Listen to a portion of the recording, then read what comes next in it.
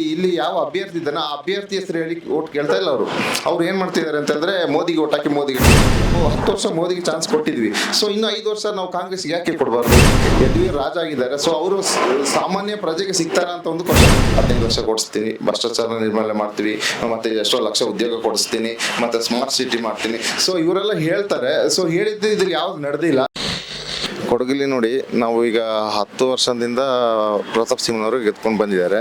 So ಇಲ್ಲಿ ಏನಾಗಿದೆ ಅಂತಂದ್ರೆ, ಈಗ ಒಬ್ಬರಿಗೆ ಒಂದು ಚಾನ್ಸಸ್ ಅಂತಲ್ಲ, 10 ವರ್ಷ ಈಗ ಒಬ್ಬರಿಗೆ ಕೊಟ್ಟಾದ್ಮೇಲೆ ಈ ಸತಿ ಕಾಂಗ್ರೆಸ್ಸಿಗೆ ಕೊಡೋಣ ಅಂತ ಎಲ್ಲರೂ ತೀರ್ಮಾನ ಮಾಡಿದ್ದಾರೆ. ಅದರಲ್ಲೂ ಲಕ್ಷ್ಮಣ್ ಗೌಡ್ರು ಹೇಗೆ ಅಂತಂದ್ರೆ ತುಂಬಾ ವಿದ್ಯಾವಂತರು. ನಾವು ಅವ್ರ ಬಗ್ಗೆ ಅಧ್ಯಯನ ಮಾಡಿದಾಗ ಅವರು ವಿದ್ಯಾವಂತರು ಮತ್ತೆ ಸಾಮಾನ್ಯ ಒಂದು ಪ್ರಜೆ ಆಗಿದ್ದಾರೆ. ಸೊ ಆ ದೃಷ್ಟಿಯಿಂದ ನಾವು ಮಡಿಕೇರಿಲಿ ನಾವು ಲಕ್ಷ್ಮಣ್ ಗೌಡ್ರಿಗೆ ಓಟ್ ಹಾಕ್ಬೇಕು ಅಂತ ಸುಮಾರು ಜನ ತೀರ್ಮಾನ ಮಾಡಿದ್ದಾರೆ. ಅದರಲ್ಲೂ ಇನ್ನೊಂದು ಹೇಗೆ ಅಂತಂದ್ರೆ, ನಮ್ಮ ಈ ಸತಿ ವಿಧಾನಸಭಾ ಎಲೆಕ್ಷನ್ಲಿ ಡಾಕ್ಟರ್ ಮಂತ್ರಗೌಡ ಅವರು ಜಯಭರಿಸಿದ್ದಾರೆ. ಸೊ ಅದರಲ್ಲಿ ಹೇಗೆ ಅಂತಂದ್ರೆ, ಈಗ ಅವರು ಬಂದು 10 ತಿಂಗಳಾಗಿಲ್ಲ, ಅದರಲ್ಲೂ ಅವರು 350-400 ಕೋಟಿ ಅಭಿವೃದ್ಧಿ ಕೆಲಸ ಮಾಡ್ತಾ ಇದ್ದಾರೆ. ಸೊ ಜನರಿಗೆ ಇದೊಂದು ಆಶ್ಚರ್ಯ ಆಗಿದೆ. 25 ವರ್ಷದಿಂದ ಏನಾಗಿಲ್ಲ ಇದರೊಳಗೆ ಇಲ್ಲಿ ಕೆಲಸ, ಅದನ್ನ ಈ ನಮ್ಮ ಡಾಕ್ಟರ್ ಮಂತ್ರಗೌಡರು ಆಗಿರಲಿ, ವಿರಾಜಪೇಟೆ ಕ್ಷೇತ್ರದ ನಮ್ಮ ಶಾಸಕರಾದಂಥ ಎಸ್ ಪೊನ್ನಣ್ಣ ಆಗಲಿ ತುಂಬಾ ಅಭಿವೃದ್ಧಿ ಕೆಲಸ ಮಾಡ್ತಿದ್ದಾರೆ. ಸೊ ಆ ದೃಷ್ಟಿಯಿಂದ ಜನಗಳಿಗೆ ಒಂದು ಬದಲಾವಣೆ ಬೇಕು. ಆ ಬದಲಾವಣೆಯಲ್ಲಿ ಈ ಸತಿ ನಾವು ಕಾಂಗ್ರೆಸ್ಗೆ ಓಟ್ ಕೊಡೋಣ. ಸೊ ಇಲ್ಲಿ ಏನ್ ಕೇಳ್ತಿದ್ದಾರೆ ಅಂತ ಹೇಳಿದ್ರೆ, ಬಿಜೆಪಿಯವರು ಮೋದಿಗೆ ಓಟ್ ಹಾಕಿ ಅಂತ ಕೇಳ್ತಿದ್ದಾರೆ. ಸೊ ಒಬ್ಬ ಹೆಸರು ಹೇಳ್ಕೊಂಡು ಇಲ್ಲಿ ಯಾವ ಅಭ್ಯರ್ಥಿ ಇದ್ದಾನೆ ಆ ಅಭ್ಯರ್ಥಿ ಹೆಸರು ಹೇಳಿ ಓಟ್ ಕೇಳ್ತಾ ಇಲ್ಲ ಅವ್ರು ಏನ್ ಮಾಡ್ತಿದ್ದಾರೆ ಅಂತ ಹೇಳಿದ್ರೆ, ಮೋದಿಗೆ ಓಟ್ ಹಾಕಿ ಜನರನ್ನ ಮರಳು ಮಾಡಿದ್ದಾರೆ ಮೋದಿ ಅಂತ. ಸೊ ಅವ್ರ ಮನಸ್ಸಲ್ಲಿ ಏನಾಗಿದೆ ಅಂತ ಹೇಳಿದ್ರೆ, ಮೋದಿ ಒಬ್ಬರೇ ಟ್ಯಾಲೆಂಟ್ ಅಂತಿಲ್ಲ, ಟ್ಯಾಲೆಂಟ್ ಇಂಡಿಯಾದಲ್ಲಿ ಎಲ್ಲರಿಗೂ ಇದೆ. ಸೊ ಅದಲ್ಲಿ 10 ವರ್ಷ ಮೋದಿಗೆ ಚಾನ್ಸ್ ಕೊಟ್ಟಿದ್ವಿ. ಸೊ ಇನ್ನು 5 ವರ್ಷ ನಾವು ಕಾಂಗ್ರೆಸ್ಗೆ ಯಾಕೆ ಕೊಡಬಾರ್ದು? ಸೊ ಅದ್ರಲ್ಲಿ ಅವ್ರಲ್ಲೂ ಚೇಂಜಸ್ ಕಾಣ್ತದಲ್ಲ. ಏನ್ ಮಾಡೋದು, ಒಂದು 5 ವರ್ಷ ಕೊಟ್ಟು ನೋಡೋಣ.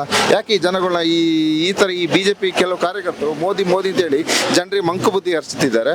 ಅದರಿಂದ ಈಗ ಜನರುಗಳು ಎಚ್ಚೆತ್ತುಕೊಂಡು, ಇಲ್ಲಿ 25 ವರ್ಷದಿಂದ ಬಿಜೆಪಿ ಆಡಳಿತ ಇತ್ತು. ಸೊ ಜನರು ಎಚ್ಚೆತ್ತುಕೊಂಡು ಇಲ್ಲಿ ನಮಗೆ ಕಾಂಗ್ರೆಸ್ ಆಡಳಿತ ನಡೆಸಿದ್ದಾರೆ. ಸೊ ಅದರಲ್ಲಿ ಒಳ್ಳೆ ಅಭಿವೃದ್ಧಿ ಕೆಲಸ ಆಯ್ತಿದೆ. ಅದರಿಂದ ಈ ಸತಿ MP ಎಲೆಕ್ಷನ್ ಅಷ್ಟೇ ಕಾಂಗ್ರೆಸ್ನ ಗೆಲ್ಸೋಣ ಅಂತ ತೀರ್ಮಾನಿಸಿದ್ದಾರೆ. ಹೌದು. ಈಗ ಗ್ಯಾರಂಟಿ ಯೋಜನೆ ಕೂಡ ನೋಡಿದ್ರಿ. ಗ್ಯಾರಂಟಿ ಯೋಜನೆ ಎಲ್ಲಿ ಎಷ್ಟು ಮಟ್ಟಿಗೆ ಕೊಡಗಲ್ಲಿ ಇಂಪ್ಯಾಕ್ಟ್ ಆಗಿದೆ, ಮತ್ತೆ ಈ ಎಲೆಕ್ಷನ್ ಮೇಲೆ ಅದು ಏನೋ ಪ್ರಭಾವ ಬೀರ್ಬೋದಾ ಅಂತ? ಹೌದು, ಗ್ಯಾರಂಟಿ ಯೋಜನೆಯಿಂದ ನಮಗೆ ಸಿದ್ದರಾಮಯ್ಯ ಆಗಿರಲಿ, DK ಶಿವಕುಮಾರ್ ಕೊಟ್ಟಂತ ಗ್ಯಾರಂಟಿ ಯೋಜನೆ ತುಂಬಾ ಅನುಕೂಲ ಆಗಿದೆ. 99% ಜನರಿಗೆ ಇದು ಅನುಕೂಲ ಆಗಿದೆ. ಅದರಲ್ಲೂ ಇಲ್ಲಿ ಬಡ ವರ್ಗದವರು, ಕೂಲಿ ಗ್ರಾಮಿಕರು, ಇಲ್ಲಿ ಎಸ್ಟೇಟ್ಲಿ ಕೆಲಸ ಮಾಡೋರಿಗೆಲ್ಲ ತುಂಬಾ ಅನುಕೂಲ ಆಗಿದೆ. ನಾವು ಇಲ್ಲಿ ಜನರುಗಳು ಮಾತಾಡೋ ದೃಷ್ಟಿಯಲ್ಲಿ ನೋಡಿದ್ರೆ, ನಾವು ಈಗ ಸಿದ್ದರಾಮಯ್ಯ ಆಗಲಿ, DK ಶಿವಕುಮಾರ್ ಆಗಲಿ ಅವ್ರ ಹೆಸರು ಹೇಳ್ತಾರೆ. ಸೊ ಈ ಸತಿ ನಾವು ಗ್ಯಾರಂಟಿ ಇದರಿಂದನೇ ನಮ್ಮ MP ಎಲೆಕ್ಷನ್ ಗೆಲ್ಬಹುದು ಅಂತ ಮಾಡ್ತೀವಿ ಸರ್.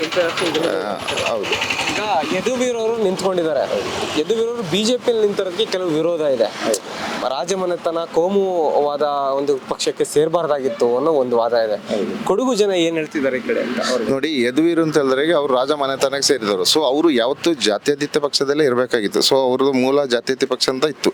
ಸೊ ಇವರು ಈಗ ಬಿಜೆಪಿ ಪಕ್ಷದಲ್ಲಿ ನಿಂತಿದ್ದಾರೆ. ಸೊ ಯದುವೀರ್ ಬಗ್ಗೆ ನಾವು ಏನ್ ಮಾತಾಡಲ್ಲ.